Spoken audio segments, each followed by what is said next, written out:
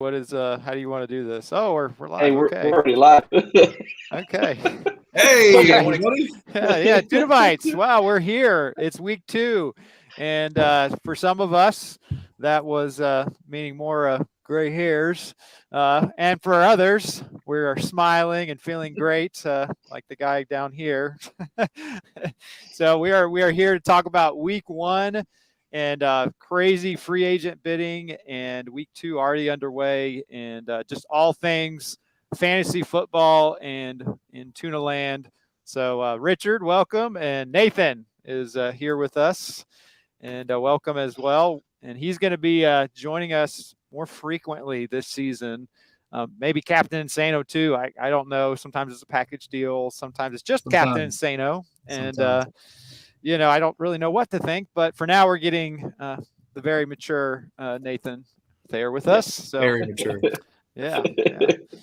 Which we appreciate. And Sometimes Richard, we need the maturity.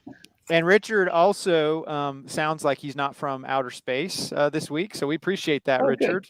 Good. I didn't hear any complaining from Daryl, so either Daryl just stopped listening, or Daryl just decided not to say anything. So it's all good. I'll take Captain whatever I Insano get. even gave him a shout out this week. Said he did great. No reply. Yeah. Nothing. All right, Richard. Where we want to start? Well, we were discussing the waivers, and I kind of hit start because I really wanted to capture our conversation because it really can't. It was a fun conversation. I thought it'd be to continue, but we're talking about Elijah Mitchell and basically Mostert going down, and Elijah Mitchell seemed to be the guy that comes in, take a spot for week 1 anyway. Was able to do that. And just the bid war that happened in the end. I was able to procure him by $1 extra than Tum Tum, who lost Mostert. So I can't tell you, Tom, how big of a smile that just makes me. Even if he turns out to be awful and the worst pickup ever, I'll have that smile that day, and I'll be happy. Because it made my heart feel happy that I was able to do that. Well, Richard, you can feel proud of yourself, and you can feel a little bit of a win that other people actually win after this one. Because what's a really bad feeling is when you dish out all this money and nobody else went after that person. That was a serious concern. It happened to me last year with Malcolm Brown. I think God dished out like $45 or something like that. It was 40 or 45. His week 1, Malcolm Brown last year was like 23 points or something like that. And they were talking about how he looked way better than Cam Akers and all this stuff. And I was like, I'm sold. I'm on the train. And after that, it was like he sucked. Yeah. So it was good. Was that Malcolm Brown and then I picked up Henderson for like free, and Henderson was the one that did really well. Yeah, Henderson. And then I traded you Henderson. Yeah, you had a trade. Yeah, in our trade, Henderson ended up on my team. I forgot about that.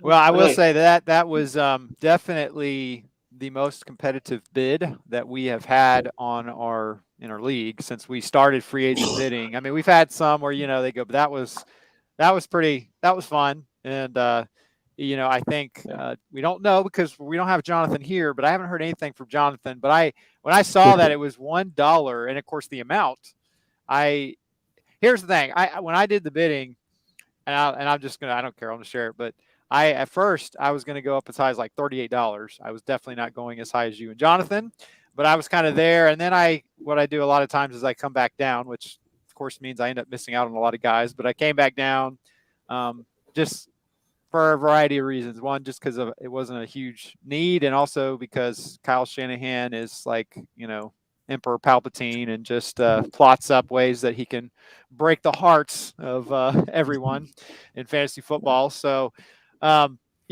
just that was kind of where I was at, but it was fun to see it. And then of course, when I saw it was $1.55.54, I was like, oh man, I'm sure Jonathan thought I'm spending a lot of money. I'm getting them. And, so that'd be interesting just to hear from him one way or another on that. But I think also what's interesting is that Naeem Hines, there was, of course, the bid for him. My thoughts on him, I had him before the season. He wasn't even drafted. Honestly, he needed to be on a roster, period. I felt like that before, and he was just sitting out there just for a PPR league. So, it made sense for him to for people to put in bids for him. He's just going to be a stable PPR running back, for the season. So, that was a good, Nathan, for you, that was a good, just, to get him as a secondary, especially with Mitchell, because Mitchell, it's volatile right now, with how that's all going to end up working out with the 49ers backs. I mean, it could be amazing for Richard, but it could also be just kind of hit or miss. And so Hines at least gives you just a steady, another back in your backfield. So I think that was a good get. Well, that was my intention with him. I did the same thing as you, Reid. I looked at Mitchell, and I think my highest bid was 25 for Mitchell, because I was like, man, I kind of had the thought Richard mentioned earlier before we were broadcasting that this could be the next, James Robinson, possibly like PC had last year. And for me, I kind of thought, I was like, hey, this may be worth it.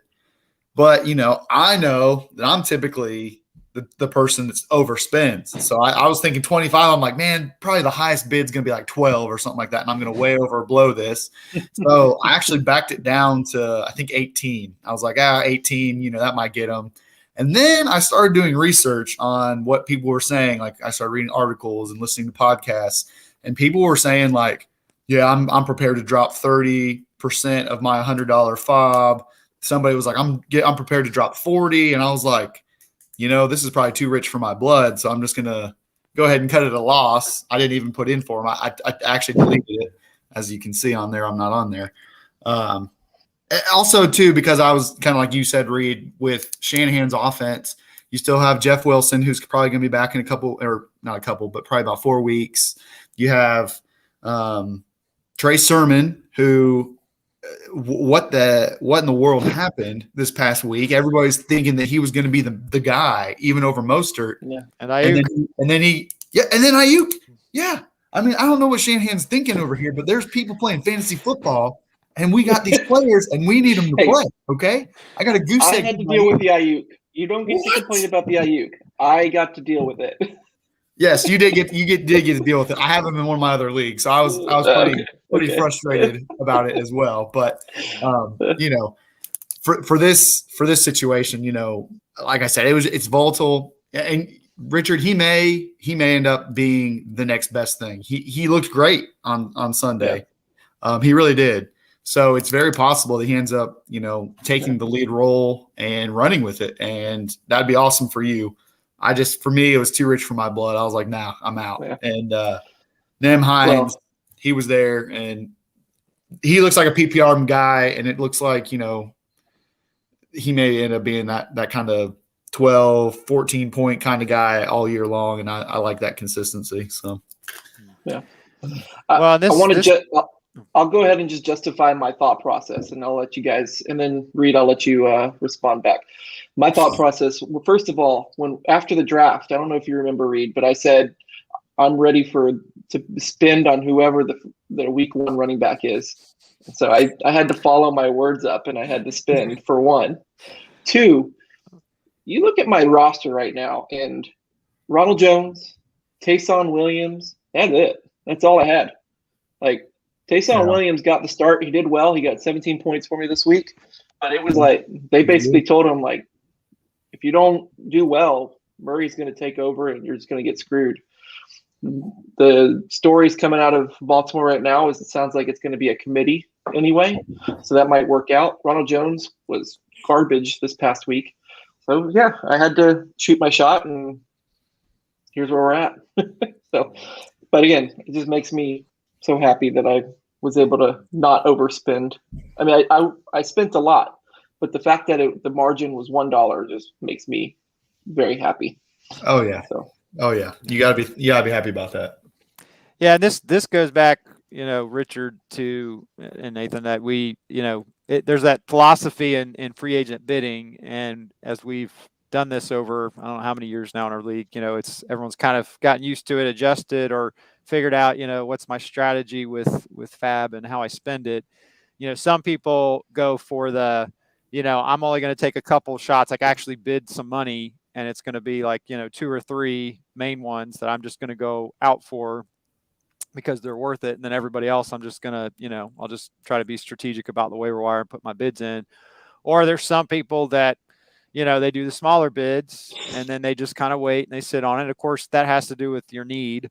But, I'm not going to knock it at all, because if you're going to, take your shot and spend a lot of money in free agent bidding, running back is the position to do it, because there's not really, you're not going to find, there's not that many receivers. And I'm trying to think back. I think maybe the most, that I've seen somebody spend for a wide receiver, I think it was Josh last year when he spent on Claypool, when Claypool had that explosion game. And I think Josh spent, I don't remember if it was like $30 or $40. It was something big. It was high. It was high, but it's not often you get a huge bid for a wide receiver. I mean, usually it's like a rookie who maybe just somebody overlooked, and all of a sudden, oh wait, this guy's really good. But most of the time, it's going to be the running back position, and so I can't knock you for that. And honestly, like Nathan was saying, I saw a lot of people were like, oh, you could spend this much fab and maybe 50%, maybe whatever, these high percentages. And I had thought about it too. It's like, well, yeah, maybe, because this early in the season, maybe it turns out to be a guy, like a James Robinson, not the same kind of back, but, in situation, but, somebody like that. So I think that's a key thing. The other thing I'll just make note for our free agent bidding, and just as the season's gotten going since our draft, this happens every year, especially in our league, but I think probably majority of leagues, you might go heavy at one position, you might just say, okay, I'm happy with this position, but, running back, it's kind of like correcting itself, because running back has usually the most injuries, the most, volatility. And so that position is so hard. And so when you find a back, it's like what happened this week. And so, there's a lot of these guys that were sitting out there, right before the season started getting picked up, and now more getting picked up. And so people are having to roster, at least, 4 running backs, unless you have like 3 that you can just whatever. Well, maybe Donald, because Donald just has like 5 quarterbacks, but that's Donald. So he's got some strategy. I think it's like Moneyball or something, just collect the most quarterbacks and, he'll beat us all. But, so that's just, that's now people are having 4 or 5 running backs. And people in the draft, some people didn't draft heavy on running backs, and I don't think that was bad. I mean, I think at the time we were doing the draft, there's still time, things happen, injuries happen, but that's just something I'll note, that usually, especially in our league, the running back position, it kind of gets corrected. These guys that are out there, they get scooped up, and people are carrying more running backs, because that's just the nature of, fantasy football. Yeah. Cool. Well, that was pretty much the full reaction, I think, for the waivers this week. I mean, I don't know if you want to talk a little bit more about Naheem Hines. I think we did pretty well. I think with Chubba Wamba spending $8 on the wide receiver, and Juwan Johnson's a wide receiver, right? I actually don't know if I've ever heard of him, but tight end, I believe. Tight end. Yeah. Okay.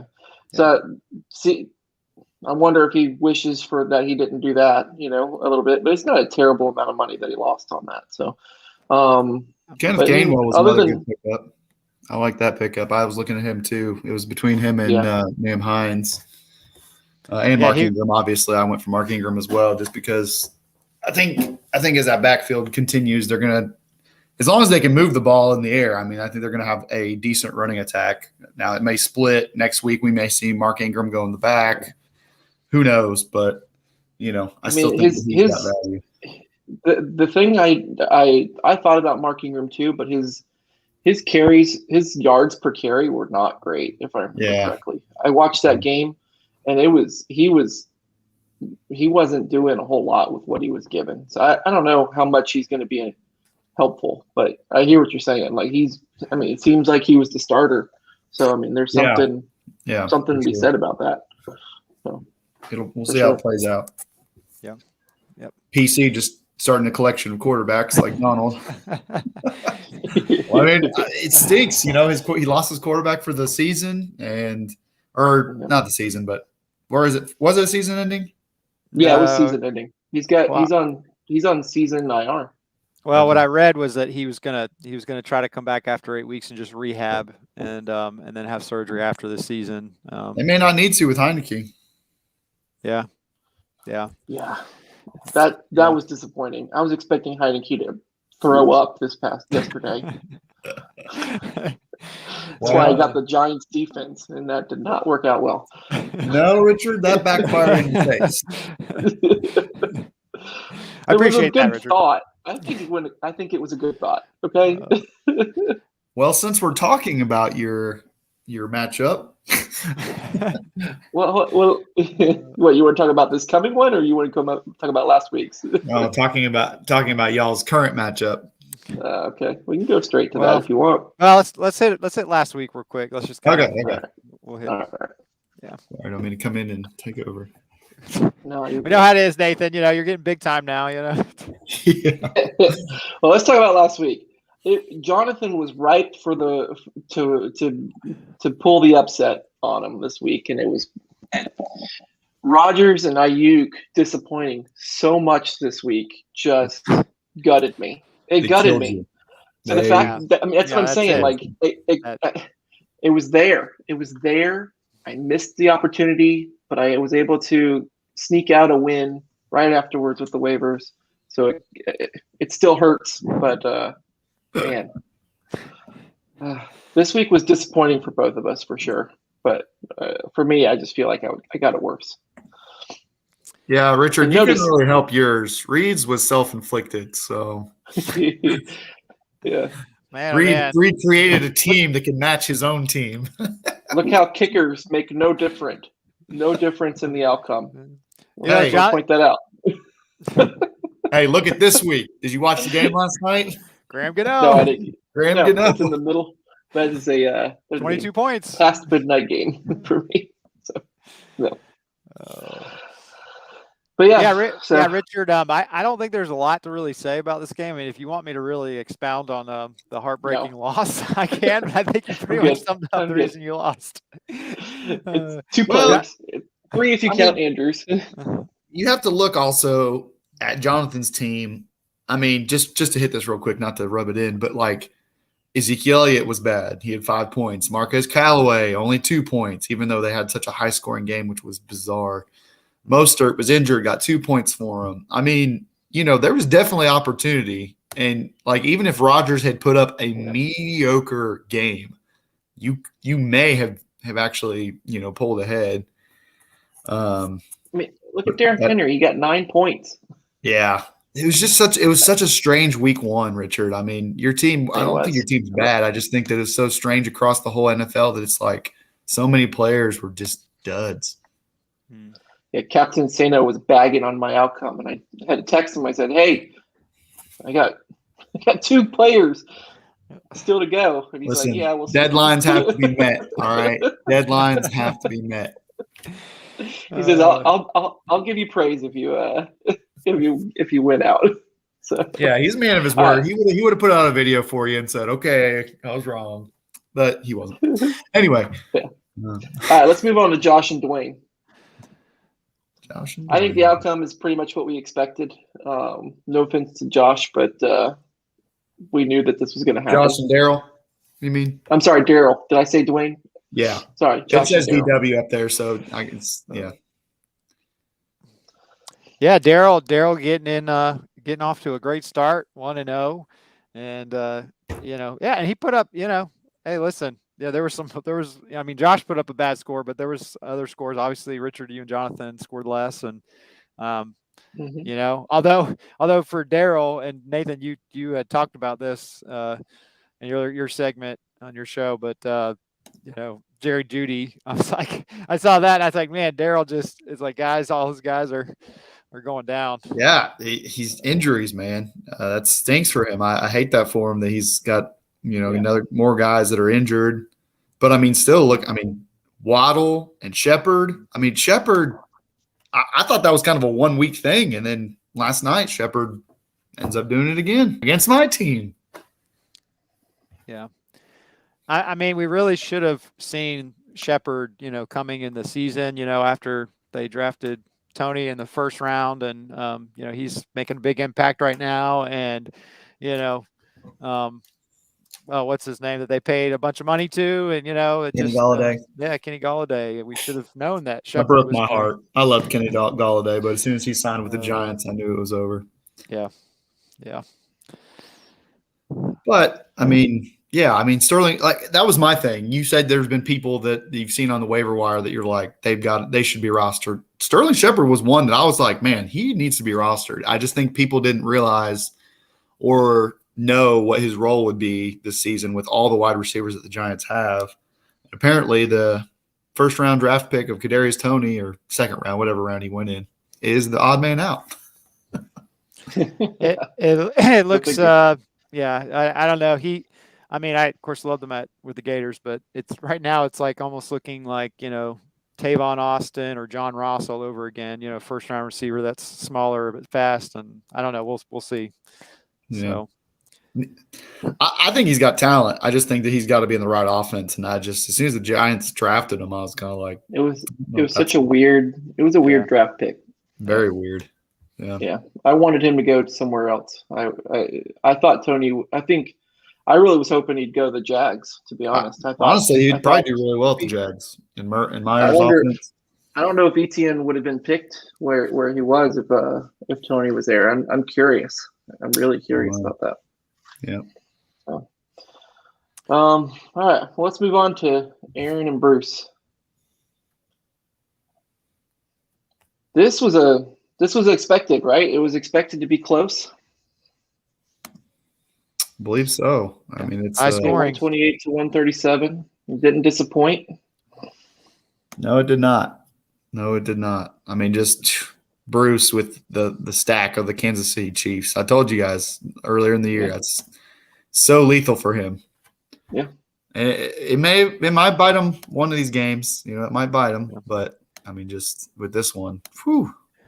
Well, what did Aaron in really ultimately was the entire Falcons offense, and yeah, really, Aaron Jones, that was, of course, was bad with the Packers, but I mean, it wasn't like Aaron was bad. He just had some really bad performers, and Bruce just, with that stack and Chris Godwin and Bruce, that's why Bruce was my favorite, to win the division. But again, Aaron, kind of has to take it with a grain of salt. It's not like, I had a bad game. I mean, he had a couple bad performers, but, it's going to be a tough division. So, I mean, it's a frustrating feeling. I mean, we've all been there where two of our players have just outstanding games. I mean, Russell Wilson got 35 points. Amari Cooper got 38 points. I mean, when you see that as the games are going on, you're thinking, oh, man, I'm just going to absolutely crush this week. And then you get Aaron Jones with 3 points, Mike Davis with 9 points, Kyle Pitts with 7. I mean, like, that's just it's so defeating, especially when you look on the opposite side of the, person you're playing. It's 39 from Patrick Mahomes, 37 from, Yeah, it's tough to overcome that. Still a good team. Aaron's still got a good team. Like I said, I think Aaron's got a good team. I think Bruce is. He was top 4 scorer, so it's definitely nothing to be upset about. No. So no, he's good. All right, let's move on to Donald and PC. The mighty has fallen. It's happened. It's been over a year since we've seen it happen. Yeah. But PC has finally lost a game against somebody that got 116 points too. Yeah. Hey, win's a win, and Donald, that's right. PC. That's we're not used to seeing that, from him. But I don't know. I mean, of course, Fitzpatrick. I mean, if Fitzpatrick doesn't get hurt, I'm sure he would have been able to, put up more than 10 fantasy points. And, so that when you have an injury right off the bat with one of your players in the beginning of a game, that's because you're pretty much getting a goose egg. So that's crushing. And it's hard to win, once that happens. I mean, obviously you can if you score a lot of points to the other guys, but it just becomes tough. And then when you had, some of the other guys that maybe didn't do as good as they could have, that's disappointing. And of course for PC, he also had Jamar Chase on his bench, and we got to see that Jamar Chase can't catch the football. So yeah, I was there live. So yeah, and I don't blame him. I mean, there was a lot of talk, and of course, Laviska Shenault is. I mean, he still is getting a lot of catches, and so I can see why PC did what he did. But yeah, that was kind of a tough thing there. But I'm sure he'll have Chase in his lineup moving forward. So. Yeah, and Chenault's not a bad play. I mean, he's playing for the Jaguars, but he's going to get a lot of work at the Jaguars. So I mean, I being believe the resident Jags fan, I believe he that was working a lot. I believe that PC and maybe I think it was you, Nathan. Maybe you and him were like projected to have like the highest scores. I think it was like in the 140s. So I mean, he way underperformed what they were projecting. So well, the original projection was 142. Fitzpatrick going down hurt him big. Everybody else had a decent game. James Robinson could have done a little bit better, obviously, but if James Robinson had done a little bit better and then he gets those, he gets 25, 30 points from Fitzpatrick, I mean, yeah, he would have been all right. He would have been right where they were projecting him to be. So. Yeah. All right, let's go on to Nathan and Dwayne. This time it is Dwayne. Good Nathan. Good 74-point margin. Quite golf clap for you. Go ahead. Go ahead. Shall I do it for you?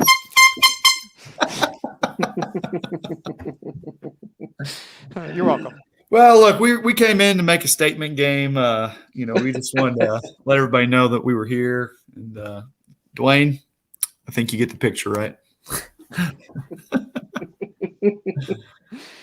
I will say this because Dwayne did watch the show last week because I saw Dwayne, before last week's game, and he confronted me, about our show and the fact that I always pick against him. I guess I don't really know, to be honest with you, but he said I always pick against him, and I told him I just call it like I see it. Of course, usually I'm wrong a lot. From last year, I was wrong a bunch on picking games, but anyways, so Dwayne, this is. See, I was not wrong this time. I actually, I didn't expect it to be this ugly, but but yeah. What do you want to say? I mean, Nathan, just you are my pick to win it all, so I wasn't surprised.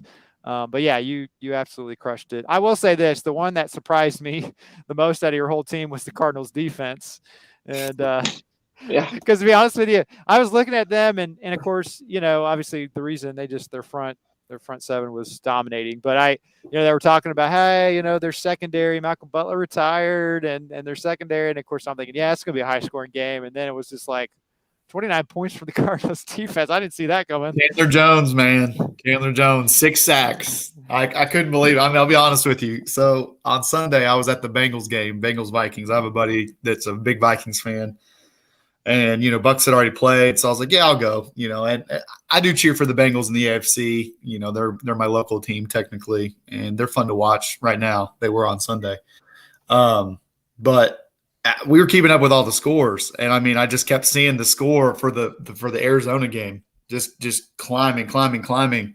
And I check my fantasy every now and again. I'd just see the defense was just holding steady. Like Dwayne and I's defenses were like on the same level for a while, and then Dwayne's was just like doo, doo, doo, doo. And mine just kept growing. I was like, man, it's a good feeling. Good feeling. Oh, I did have some other Kyler Murray. I'm really glad I picked him.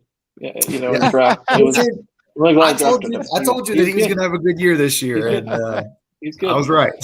It was a good draft. It was a good draft by me. It was. Yeah.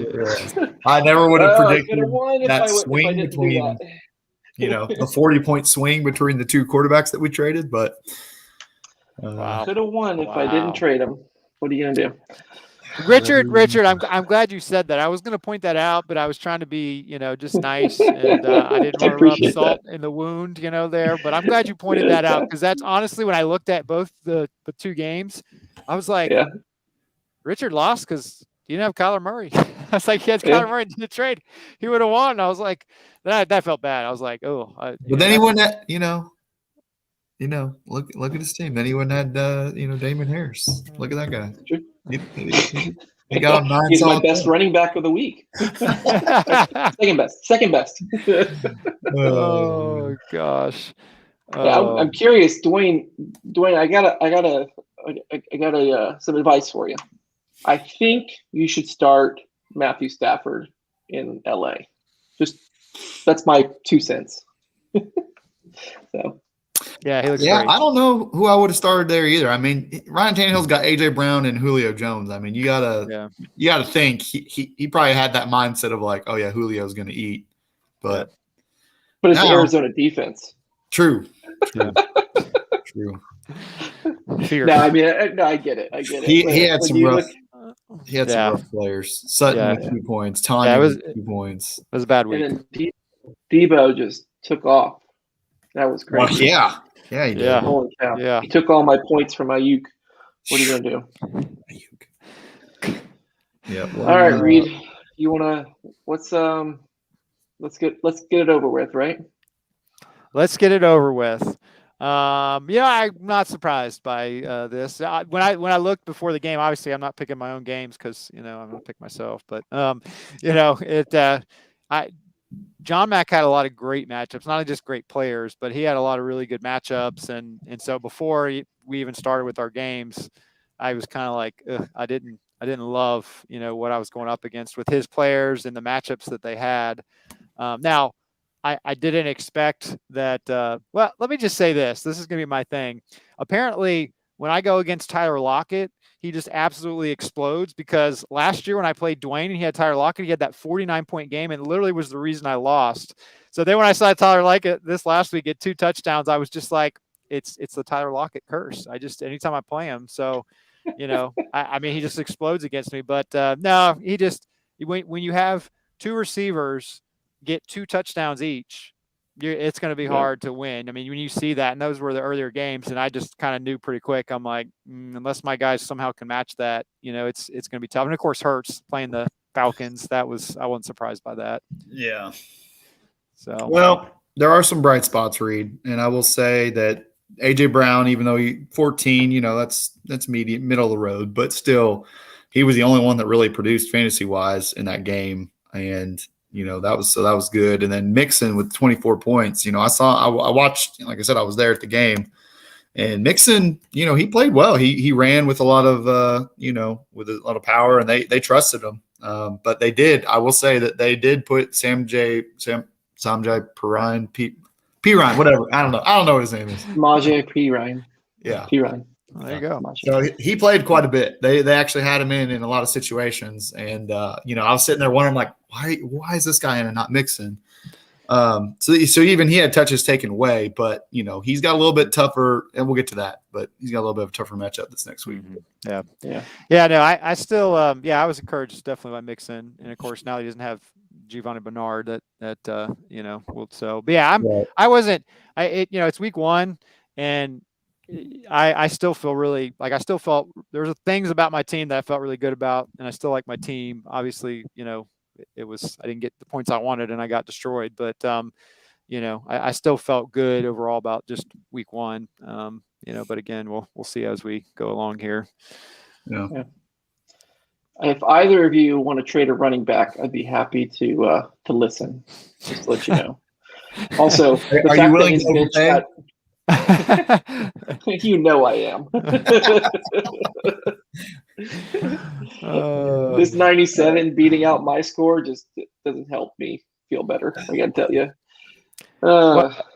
Richard, if you would have come to me for Kyler right now, I would be coming to get Kyler because I don't know if Lamar Jackson's going to hold up in the season because the Ravens are falling apart before our eyes. Oh my gosh, they better get it ready or get it straight this week. So, well, if either of you need a quarterback, go talk to Donald or PC because they've got them all. And Josh still has like 2 or 3. Yeah. All right. Well, hey, let's go. Let's get into this week's score or preview, and let's discuss it. What do you say? Scoring preview. Some of the scores are already. Let's the Tuna Buzz special. We'll wait to the end. We'll let Nathan kind of. Yeah, this is all Take Nathan. the floor. I mean, we'll let him finish off. Yeah, I'll do that one at the end. I already got my thoughts on that. I was already thinking about it today. wait. Can I just do one thing before Nathan starts? Absolutely. One thing. Scary Terry! Yeah, McLaurin! Okay, I'm good. You good? Yeah, I'm good. I just had to get it out. At least something positive. Gotcha. I just had to get it out. It might crash and burn the rest of the way. So we'll see. What are we looking at first? Which game? We're looking at Bruce and PC. Oh, sorry. Week. So that was premature. I thought it was. I thought I saw it was me. He pulled it up there, Reid. That's okay. Why you were confused. All right. So we're looking at Bruce straight and PC. To our matchup. But yeah, Bruce and PC. All right. CBS has a really close game. Nathan, why don't you go ahead and start us off? You pick out a couple players that you think are keys, and then get your prediction on who's going to win it. All right. Yeah, I would be happy to. So obviously, I mean, this is a close game. Close as they're 147 and 150. I mean, both of these teams have explosive players. You got Dalvin Cook on one side and Devontae Adams, who, if he comes back to life this week, like a lot are projecting, and I think that he can really be explosive again. For Bruce, he's got that stack. He's got Patrick Mahomes. He's got Tyreek Hill. So what's going to happen, with this team if they end up getting shut out? Is Baltimore going to be able to do that? I think they're too high powered to be able to do that. So I think Bruce is going to have another high scoring offense, and he's just got so many weapons. He's got Godwin. He's got Calvin Ridley. I mean, his team is like, even compared to PC's, just so dangerous. I mean, PC's starting Teddy Bridgewater against Jacksonville. He should have a great game. Dalvin Cook against Arizona. I mean, we saw what they did. It's Dalvin Cook, so he's going to get his points. But how effective is he going to be? Are the Green Bay Packers coming back to life or not? Who knows? I'm still nervous. To see if they're actually going to beat the Lions the way that they played last week. Nobody was good on that team.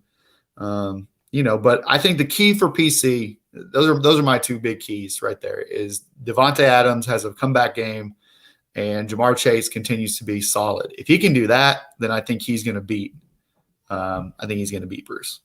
But if not, then Bruce takes it. It's my prediction. Yeah, I just want to point out this is Kansas City. This is this Kansas City game right here, right? Because we got Travis Kelce on the other side too. So a lot of Kansas City scoring needs to happen for this game to live up to the expectation of a high score that it's projected. Bridgewater is like, I mean, he had to replace Fitzpatrick with somebody, right? Right. So I mean, Bridgewater's steady. I don't think he's going to be. He's safe. I don't think he's safe. I don't know if you're going to do anything else with him. He's like starting Alex Smith. Yeah. He'll get you 20 points, maybe. Yeah, I don't know how to expound more than what you said, Nathan. I think you pretty much said exactly what I was thinking as well. So I'm just going to pass it on to Reid at this point, and if Reid has anything he wants to add, he can. Yeah, this is the tightest one, and definitely could go either way. I could easily see PC rebounding, but I picked against Bruce last week, and Bruce is my division winner pick, and I'm picking Bruce to take down PC this week. Yeah. This may be the game of the week, honestly. I'm going to be watching this game pretty closely because, like I said, I can't decide in my head if PC losing last week gave us the freedom to pick against him. No, he has some really great matchups, and of course he obviously has the advantage at tight end with Kelce, but it could go either way, obviously, with their teams, but if Baltimore is able to shut down Kansas City, PC's won this game. So it's really, like you said, it really is that game is what's going to decide everything, I feel. But like you said, Richard, even if Kelsey goes off, that benefits Patrick Mahomes, Yeah. So Yeah. they kind of almost cancel each other out if they both do well. Yeah. So, It's tough. I don't know. Baltimore looked really bad against the Raiders. So. It's only getting worse. Yeah. It's only getting worse. Awesome. Yeah, I guess I'll go with Bruce. It's hard. It's hard because every time we pick against PC, he wins. So, but yeah, I think you're right. I think Bruce is going to pull it out. I think. Going with Bruce, but will not be surprised if PC wins. Yep, absolutely. All right, well, let's go to Josh and Dwayne. We're going to skip over yours, Nathan. We'll save that to second to last. Josh and Dwayne. Reid, why don't you take it off? Take it. Yeah, I like Dwayne to rebound this week. I just, Josh, was weak with the second running back. Miles Sanders also maybe a little banged up. I mean, he did pretty well last week, but the running back, Dwayne has a massive advantage with the running back position, and I expect that Mike Evans is going to rebound. How good is he going to do? I don't know. There's a lot of weapons there, but I mean, they're playing the Falcons, and this is kind of goes back to last year a little bit. I mean, he would have a game where you're like, oh, it wasn't good. And then he would just go and have 2 touchdowns the next game. So I expect he's going to rebound. Josh obviously wants to get a better game from Justin Jefferson and of course the Bucs defense. So, and even really tell you the truth, Justin Herbert, I mean, he's capable of having even better games than what he did last week.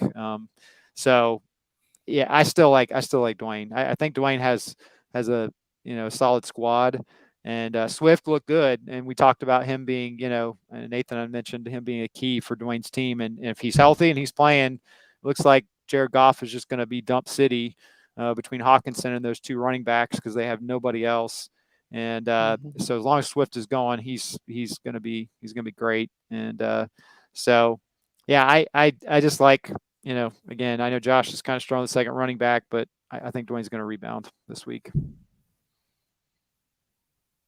Yeah, I don't really have much to say. I think the running backs kind of say it for us. I think Dwayne's going to win this week, unless Josh is able to find a running back somewhere out in the ether. Hint, hint, wink, wink. Maybe look at it. Yeah,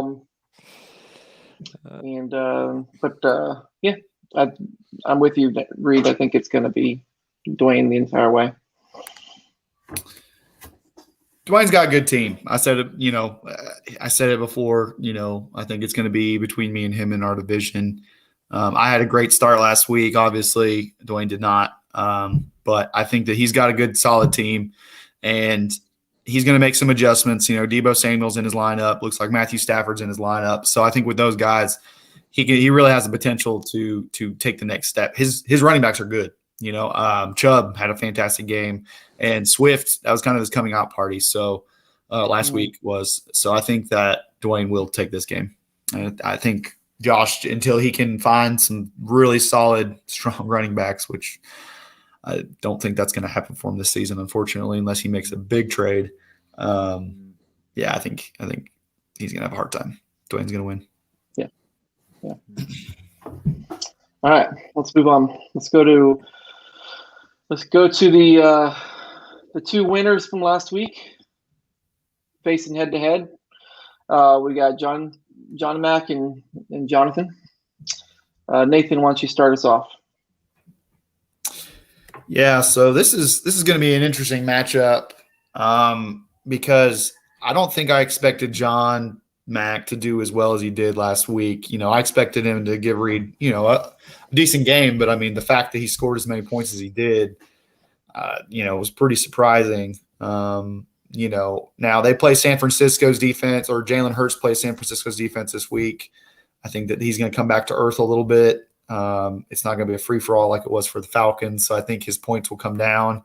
I think Josh Allen will bounce back with the Bills. I think they're going to have a comeback game. So I think that Jonathan definitely has an edge on quarterback. We already saw Antonio Gibson played last night. He only got 9 points. So I think that Christian McCaffrey, I think that Jonathan's going to win this one. I do. I think he's got all the firepower now. Obviously, Thielen and Tyler Lockett could keep John Mack in this. It could go down to the wire and Cooper Kupp, to be honest with you. But I really like, Marvin Jones played well last week, and Russell Wilson seems to be throwing a lot. So I think Metcalf will have a good game. Zeke, I think that's the one to keep the eye on is Zeke. If Zeke has another bad game, that could cancel out, Gibson's poor outing and maybe keep it closer. But I'm going with Jonathan. Yeah, I like Jonathan, and last night, because obviously we have some action already going. Gibson, I'll give John Mack some credit because he benched Saquon Barkley, and if he had played him, he would have had 2 duds, on his already, and that would have, so he put in Hunt, and Gibson didn't do great, but of course then for Jonathan, the Redskins defense did not do as well as I think most people expected, and so you'll see. But I think Jonathan, I think some of what Nathan mentioned about some of the guys rebounding and just with some of the matchups, I like Jonathan. I think Jonathan will score more than what he did last week, and I can see Jonathan getting in the 140s, 150s this week. Yeah. I mean, I'm with you guys. I think if Hurts can somehow show that he knows he can still score points, I think that'll make things interesting. I agree. I think Josh Allen's going to bounce back. He was great last year. He's going to do great. But I'm with you guys. I think Johnson's going to win it. Oops. And I think Ezekiel's he's gonna show up this week. So I've got him in a different league. I'm really hoping. So it's kind of thinking he's gonna do well. But yeah, I'm with you guys. I think Jonathan's gonna win it. All right, let's go to Aaron, your brother, and Donald this week. This is projected to be 1 point difference. This is going to be super interesting. Reid, why don't you start us off? Yeah, well, I mean, Donald's got the ageless wonder Tom Brady and his arsenal of unfair weapons, which I love because I'm a Bucs fan. But it's that's, and of course Russell Wilson though. So those guys to me, I think they kind of cancel each other out. They're both awesome. The big thing, for Donald, I'll be watching. Well, probably Melvin Gordon's going to do great again this week because of Jacksonville. It was interesting last week. He had that big touchdown, so that really kind of gave him his good game. But Aaron, I'm expecting Aaron Jones to rebound. We saw what San Francisco did to the Lions, and it couldn't get any worse. So I expect he's going to rebound. Mike Davis, it's going to be really hard against that Bucs. I mean, he's going to have to do it through the air for Mike Davis to really have a good game. I mean, the Bucs front seven is awesome, and as we saw with Zeke, I mean, they weren't even trying to run really, because of that. So it's tight. With Donald. Julio Jones was a disappointment last week. Will he rebound this week? Kittle didn't have the greatest game. I mean, because that game got out of hand, and so, man, this one's tough. But I think I'm gonna go with Aaron this week. Nathan? Yeah. I think that I'm just looking at this matchup, and I mean, I'm going to go ahead and say it. I think Tom Brady throws for 5 touchdowns this week. I think they're going to actually decimate the Falcons. I know it's a divisional rivalry and all that, but I think that they're going to have a game. So, I think that they'll be evenly matched as far as quarterbacks for sure. But I think Tom Brady may just have a coming out party this weekend. I really liked Melvin. I know a lot of people are saying, "Oh, Melvin Gordon didn't do anything. He only had that one long run." But I actually really liked the way that he was running this past Sunday. It just depends what kind of split he gets with Javonte Williams. But I think Melvin Gordon can actually have a really good game against Jacksonville. Sorry, Richard, I'm not trying to dog your Jaguars, but they looked pretty bad last week. They looked awful. They looked awful. You know, I don't love Jamal Williams getting a start here for Donald's team, but I also really don't like Mike Davis a whole lot, and I haven't liked Mike Davis a lot. I think he's just kind of a guy. You know, he's just kind of like doesn't get me excited. I don't think he's going to come out and have like some breakout game. I just think he's a player. You know, and Aaron disagrees with me. I've talked to Aaron about it, but you know, it's just so we'll see there. But you know, it's very even, and I think the big factor for Donald is going to be, can Julio Jones bounce back? And for Aaron, the big question is, can Kyle Pitts bounce back? If Kyle Pitts actually comes out and has a good game and it lives up to expectations, Aaron Jones too. Yeah, man, that's a tough one. I I'm going to lean Aaron. I'm going to lean Aaron as much as I want to say Donald because brotherly of Tom love. Brady. I think Aaron's going to win this one. Aaron, your brothers love you. You know, well, maybe, yeah, sorry, Aaron. Actually, I think I'm going to switch. I think I'm going Donald. Here's the thing. I like Aaron's team. I've told him this. I like his team, but I don't know. I'm just looking at this week, and, you know, Gordon has a great matchup. Jamal Adams is just going to catch. He's just going to produce something because, you know, the Lions are just going to dump off. And Mike Williams, if the guy's healthy, he's going to get targeted. He was a big, I think, maybe a surprise for a lot of people week one. I think I'm going to go Donald this week. I'm looking at his players and the matchups, and I think I like that better than Aaron's overall. As close as it is, I mean, I can't blame you, to be honest. I can't blame you at all. I mean, like I said, I want to say Donald in a way because I like some of his matchups and some of his players, but I just, you know, I do think that Aaron Jones is going to bounce back. You know, he's got Stephon Diggs, Amari Cooper. Like I said, big question. Can Kyle Pitts come back and give him some kind of life for tight end, you know, because he's going up against George Kittle. So if he can't, that might be the deal breaker for Aaron. Hold on just a second. Man, for me, it's difficult. I would only echo what you guys are saying when it comes to these players. I think the big question for this matchup is this right here, the Atlanta versus Tampa Bay.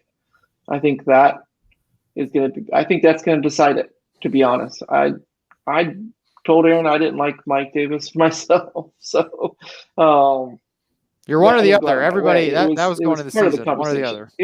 He's one side. Yeah, exactly. He's polarizing.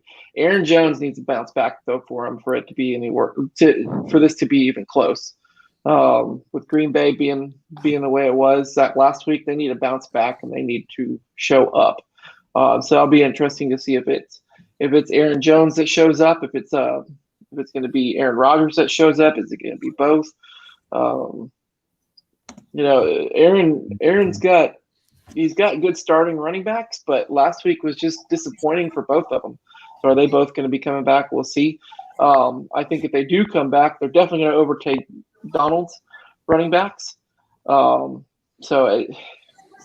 It's close. Like we're all kind of hesitant on who to pick because we want to be right. I'm going to pick Aaron just because I think Aaron Jones is going to come back. I don't think Mike Davis is going to come back or do anything special. But I just like his wide receivers more.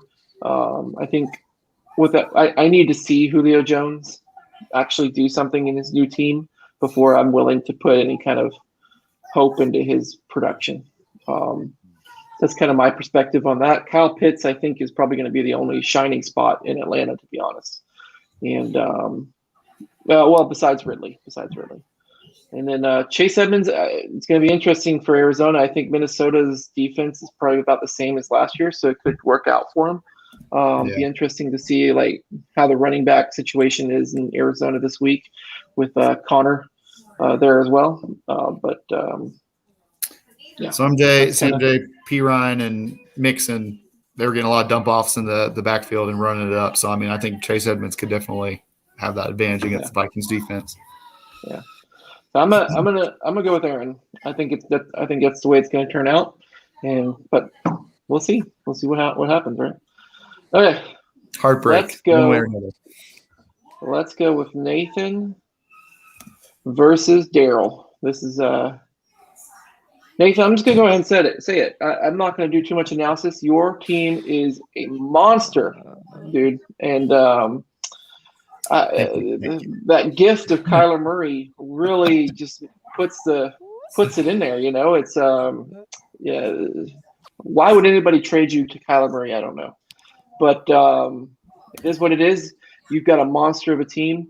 I feel bad for Daryl this week. He did great last week, but it's you. You're going to win it this week. I don't have anything else to say. Reid? Oh, well, Daryl, buckle up. That's all I can say. Like, buckle up for this weekend. I mean, hey, listen, he got off with Sterling Shepard. That was another great game, and he has them. So that's what you want, especially, him going against Nathan. But I mean, here's the thing. Alvin Kamara and Eckler didn't even have like a great game by their standards last week. Like, it was fine, but it wasn't a great game by their standards. And so, I easily could see them having a big game. And then, you put in, I mean, even Robert Woods, I mean, who did good, but I mean, he could there's just too many guys on Nathan's team that I see just being too much for Daryl. And, there's a lot of advantages. I mean, Fournette, again, that's a three-headed backfield, whatever, with the Bucs. And Fournette's not the starter. Fournette's not the starter this week. Ronald Jones is. Does that matter? I don't know if that matters with the Bucs. I don't know. Yeah. I mean, the fact that the Bucs. I mean, he's not the starter, though. Is what I'm saying. I'm with you. Yeah, it's questionable. I don't know. We did see a lot of Fournette last week. Yeah, that's my point. It's just. Yeah. You're right. It doesn't matter because they're going to be torched in the. I mean, Tampa Bay's going to be throwing a ton. I'm going to kind of segue and to make a point, and this is this is a broader kind of thing. But since we're on Nathan's team, and Waller the Baller just got off having 50 targets this last week. So tight end. It's just interesting. As I was seeing last week, and this is kind of something where I've kind of seen a shift with the tight end position.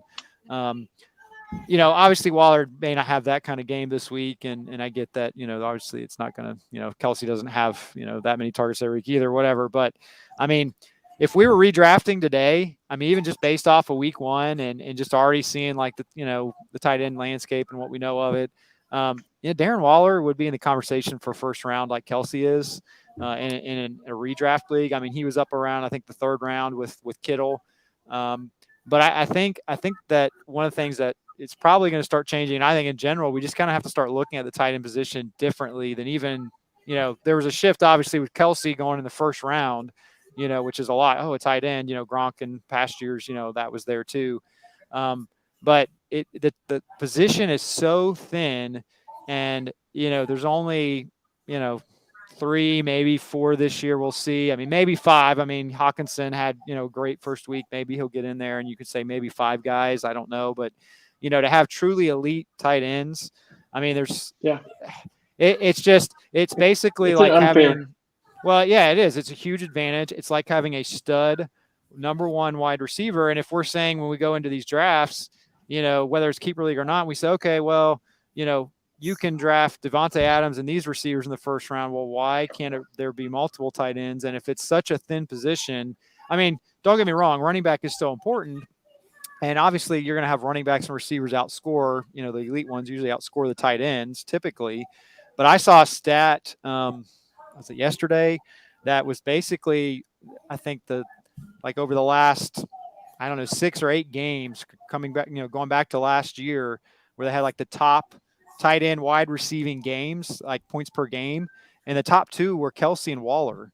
And so I just want to highlight that I think, it's one of those things that even though tight ends don't get as many points, the position is so thin and you have such an advantage. And that's one of the reasons why I picked Nathan, to take, to win it all this year. You're not going to to trade for one. nobody's going to trade one unless you just basically overpay, or they're desperate for a running back, or, they just really need a key position. And so you either have one or you don't. And, it's just, it'll be interesting. Like Nathan got Waller, last year because Bruce was out of it. That made sense. Bruce was done. Hey, let me get a draft pick, and Nathan needed a tight end. But it's just such an advantage. And I think, we kind of in general need to rethink a little bit, with the tight ends, especially the elite ones. And it was worth the trade for a 3rd round draft pick. Yeah. It was definitely worth it. Yeah. So, and Nathan, well, real quick, Nathan, go ahead. I'll let you toot your horn in a second. All right, thanks. Nathan not only agrees that of your tight end assessment, he said, let me just go ahead and start 2 this week. Nathan, can I make a request? Can you just put Gronkowski in the tight end position, Darren Waller in the flex, so that way it makes us feel a little bit better that the flex is kind of like, is equivalent instead of you having an unfair advantage with Waller. Fair enough, Richard. Fair enough. No, actually, that's what I was going to toot my horn about. Was I'm thrilled about Gronkowski having such a big game last week. No. He looked like old Gronkowski, just the way that he was running his routes and scoring touchdowns. I mean, I'm thrilled. Darren Waller, he had some injury worries in the beginning of the season, and I was like, man, I got to get a second tight end. And so I was just, when I saw Gronk, I honestly forgot about him, honestly, because I can't remember what round I got a second tight end. It might 8, 9, I don't know, 10 maybe. But I saw him sitting there, and I was like, he's going to get some touchdowns. We'll see what happens. And then just after week 1, I was just, wow. I was like, this is a great situation to be in. I feel great about having 2 guys that either of them, if I plugged either of them in, I would feel good, just as good about Gronk as I do Waller. But, him getting 20 targets last week definitely made me feel better about, keeping him. But, this is a revenge game. Let's just talk about this, okay? Daryl's the sole reason that I was out of the playoffs last season, all right? Daryl's putrid, terrible team ended up coming together and beating me. Like, I was projected to win, and he kept me out of the playoffs. So, Daryl, I have not forgotten, and I hope my team drops 180 on you this week, and then I'm going to make a video about it and laugh all the way home to the bank. But if I lose, then I'm going to look like an idiot now because I said this across the entire, league. But I don't care. I'm holding a grudge against you, man. You kept me out of the playoffs. It's all love. It's all love, but I'm ready. All right, Reid. Let's get to it. The game of the week, the Tuna Buzz special. Tuna Buzz. Tuna Buzz Bowl. All right, Nathan, pulling it up. Your time to talk. Let me do something real quick here before you talk. All right. Hold on.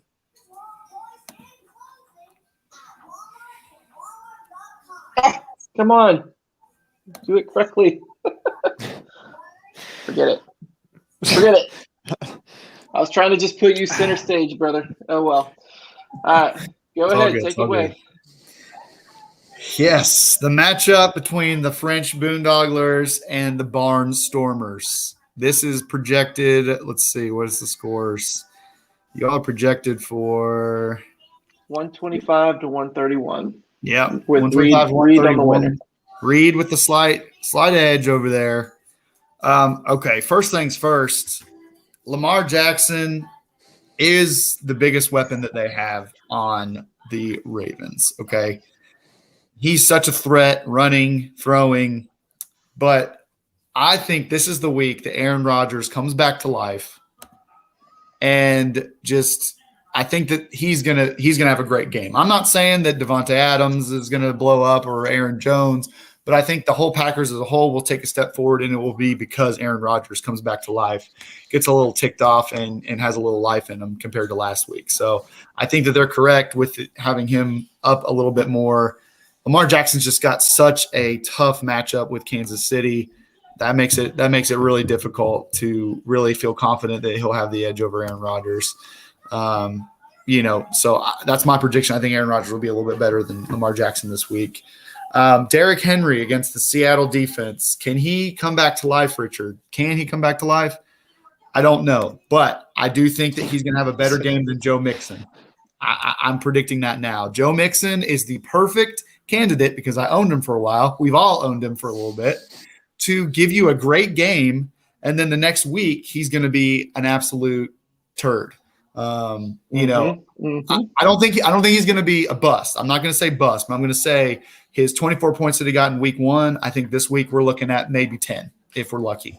The Chicago defense is going to be hot. That's just my prediction. We'll see what happens. I could be completely wrong. But for Reid, this is good news. Najee Harris, I think, is going to have a bounce-back game. I am terrified for you, Richard, because Damian Harris basically lost the game for the Patriots last week and is now in the doghouse for Bill Belichick. So I don't know what that running back situation is going to look like for you. Otherwise, Damian Harris had a great game. But when he fumbled that football, that was the first thing I thought of. I was like, we're not going to see him for a little while. I will point out, I have not decided on Damian Harris versus Tyson Williams versus Elijah Mitchell. So I'll point that out. Fair enough. That's what I see right in front of me. So that's what I'm talking about. That's fine. I do think Najee will have a great game. Reid versus the Raiders. I think he's going to get in the end zone this week, so be on the lookout for that. Scary Terry already dropped. What was it? 27. Yes. 27. Yes. Listen. Something Here's like my that. stat. Here's my stat that I was telling you about, Reid, that I was going to mention in the show. Terry McLaurin has played 31 NFL games and has had 10 quarterback changes in those 31 games. He has had 10 different quarterbacks. Well, quarterback changes. I don't know if it's 10 different quarterbacks, but his starting quarterback has changed 10 times, and he's had to adjust to it every single time. That is what impresses me about Terry McLaurin and why, Reid kind of went to me yesterday and was like, who should I start? What do you think? And I gave him my honest opinion. I was like, Terry McLaurin's the only option that they have. I wasn't super I didn't think he was going to blow up the way he did, but, because I didn't think Taylor Heineke was going to be able to do that. But it ended up paying off for you. I will say, I love Nelson Aguilar. He had a great game last week. Mm-hmm. Mark Andrews, he was kind of a dud last week, unfortunately. Hopefully him and Jackson can kind of get that connection. So looking at the whole body of work, I mean, man, this is going to be a very close game, and it's going to be hard for me to call and say this. But let's point out real quick. Giants got 1 point yesterday. So. Oh yes. Sorry, I didn't scroll down long enough. Yeah, they got 1 point, and that hurts you, unfortunately, Richard. Yeah. If I didn't know what I already knew now, had this been yesterday that we recorded this and sent this out, honestly, Richard, I might have chosen you. I liked your team, and I liked your chances. Seeing what I see now with the defense and with Scary Terry already scoring 27, I think that Reid's going to take this game. Just looking at it for what it is, I think you both have a very talented roster. For me, it's, Reid's got Scary Terry that already scored. He's got A.J. Brown, who was a bright spot for him last week, and David Montgomery. I think David Montgomery's going to have a good game against Cincinnati. Cincinnati couldn't bottle up. Couldn't bottle up what's his face last week, Dalvin Cook. Okay. So I'm going to give a slight edge to Reid this week and say he's gonna win. Yeah. Well, that's why they play the game. We'll see. That's right. That's right. You both have a great team. I mean, it's not an easy call, but I mean, I think you're going to do great with Aaron Rodgers. I think Derrick Henry's going to have another great game, or he's going to finally have a great game. Hopkins, I mean, come on. He was the only shining point last week. Hopkins was the only good play. Yeah. I mean, you've got some really good players, and anything can happen. But, I think that defensive performance and Scary Terry makes me react. Yep. And there's a lot of question marks for running back for me. I mean, Harris, Tyson Williams. Did he do enough to win the job and keep the job? I mean, he shared the backfield with a guy that was at the facility for 2 days. So, Right. Right. you know, it's yeah, I don't know what that looks like. Elijah Mitchell, it was a big gamble. Why do I have him on my bench? Well, because even though I paid a bunch for him, it's really not 100% sure if it's going to be him or Trey Sermon. So I'm Right. kind of just waiting on Shanahan. I mean, my second overall pick was Brandon Ayuk. I have him on the bench, and then because he said that Shanahan said that he was not beating the guy behind him, and then today he says he's gonna get the starting role again. So it's kind of like, Shanahan, you're toying with me, man. I can't. I'm just a fantasy player. Come on. So, I know, Richard. I was in the same boat as you. Like I said, in my work league, I have Ayuk, and I was like, "What's going on? Why is he not scoring? Why is he not doing anything? Is he hurt? No, he's just whatever." I think I made the right call sitting Galladay this week, though. So at least I made one good call this week for that. Yeah. You got it. It'll be a good matchup between you two. I really think it will. I think that for next week, if Tyson Williams can be better in pass protection, that was his biggest knock that everybody was saying, is that he let it down. While Murray's a vet and he just comes in and does his thing. So I think if he can fix that and get better there, I think he'll end up being the bulk of the starter. Honestly.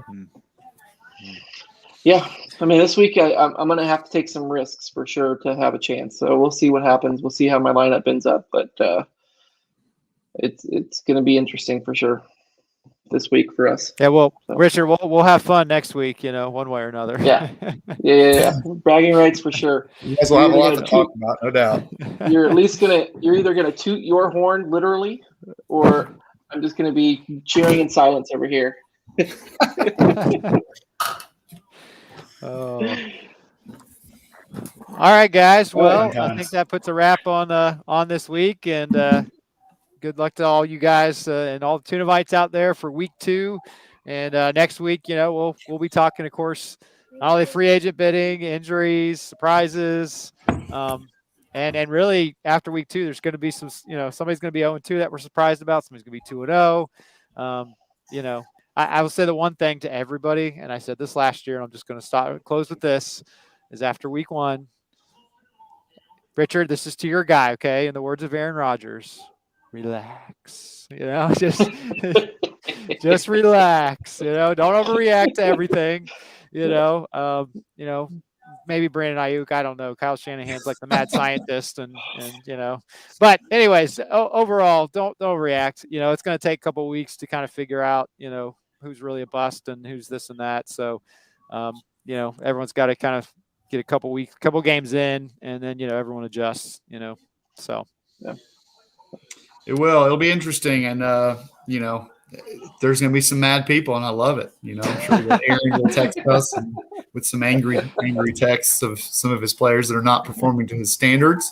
But it's a lot of fun. And, week 1 was exciting, at least for me. Week 2, it's looking up for you guys. One of you guys are going to come out with a W. You know that for sure. That's true. Yeah, that's true. All right, Tunavites. Going to be sad. All right, Tunavites. We'll see you next week. All right. See ya. Peace. See you guys.